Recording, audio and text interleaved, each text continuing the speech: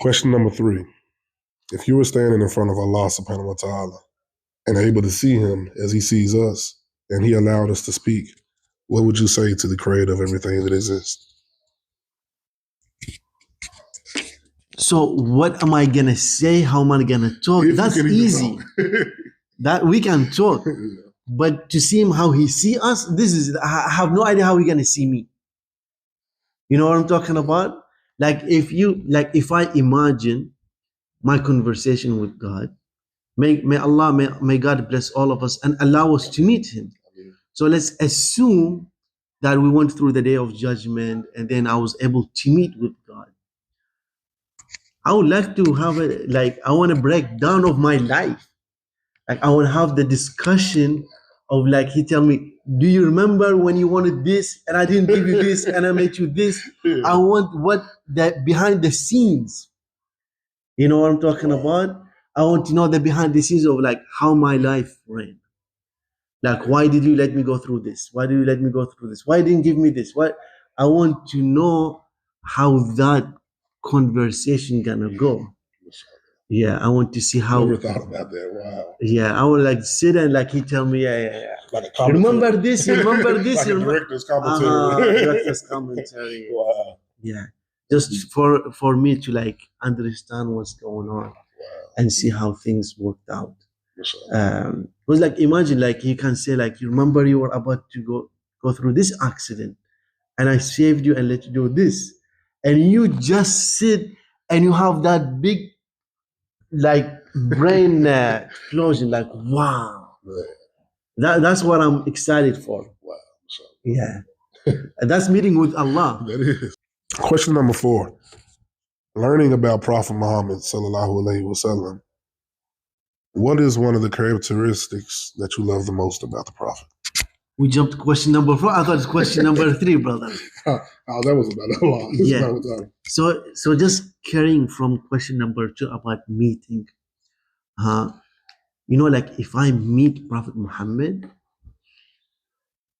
the main question on my mind that I always have is asking, are you proud of me?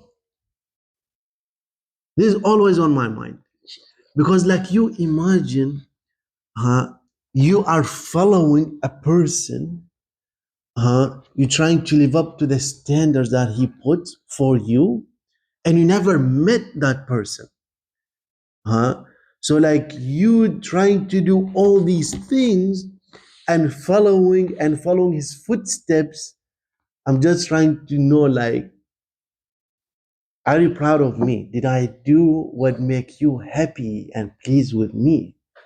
You see, because he's our role model. Because imagine now, all these people, they love celebrities and big people and artists, all of these celebrities, and they meet and they get the chance to meet with them. And they're gonna go and they're gonna be oh my God, I love you so much. I've been watching this. So getting that 1 in a million chance where you can actually meet the person that you've been look up to all your life. And just to tie this with your question of what some of the characteristics, because one of the things that I didn't mention, that I actually teach in prisons.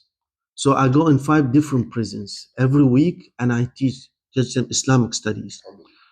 And one of the biggest point that I'm trying to drill in their minds is that I don't even know how to put it in words. Because the environment of prisons is so tough. So many people, they losing hope. Many people, they victimize themselves. Many people blaming themselves for their choices. So in a environment of hate, everybody's angry, everybody's upset, everybody hates everything.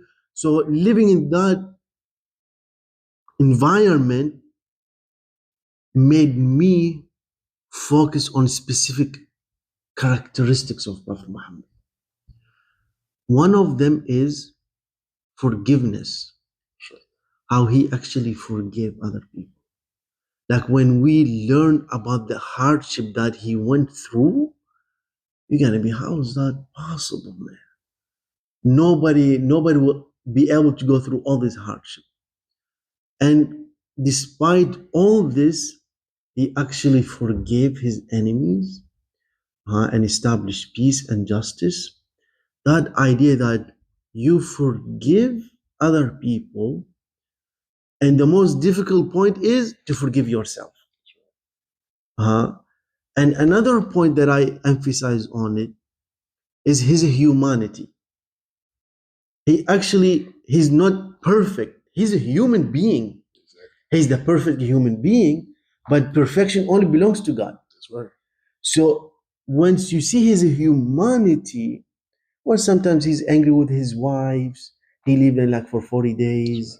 Sometimes he go and joke with his wife. Sometimes he joke with his companions. Like all this, like you see his humanity, like his nature. And they say, I don't really remember the specific quote, but basically it goes like, if you are educated, the more knowledge you gain, the more accepting you will become, and the more tolerant you will become for other people. Because you are open minded, you know what's going on. Exactly. So when a person comes, you know what's going on with that person already, maybe his background, where he's coming from. So you'll be able to type of connect, type of humanize the person. You have to meet them on their level. So like I see that in him. So when I see like sometimes he's tough and rough, and sometimes he's lenient and forgiving and compassionate. So I see that balance in him, where he was like, he showed forgiveness has to come from place of power. When you are oppressed and say, it's okay, I forgive him. No, you don't have the privilege to forgive. Because you cannot forgive.